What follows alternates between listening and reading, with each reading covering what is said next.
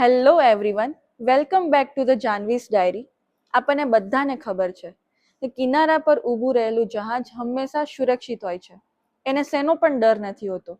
પણ સવાલ એ છે કે શું એ કિનારા પર ઊભું રહેવા બન્યું છે? એરપોર્ટ પર ઊભું રહેલું પ્લેન હંમેશા સુરક્ષિત હોય છે. નથી એને ક્રેશનો ડર કે નથી એને ખરાબ લેન્ડિંગનો ડર. પણ સવાલ એ છે કે શું એ એરપોર્ટ પર ઊભું રહેવા બન્યું છે? ના.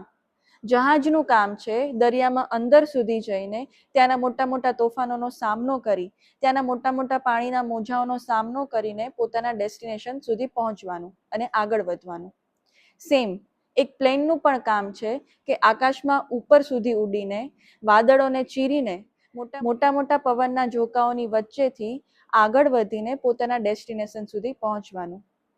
બિલકુલ તેવી જ રીતે આપણે બધા પણ આપણા કમ્ફર્ટ ઝોનમાં રહેવા માટે નથી બન્યા, પણ આપણા જીવનમાં આવતી મુશ્કેલ પરિસ્થિતિઓ, આપણા જીવનમાં આવતા તોફાનોમાંથી આગળ વધીને પોતાના ગોલ સુધી પહોંચવા અને આગળ વધવા માટે જ બન્યા છીએ.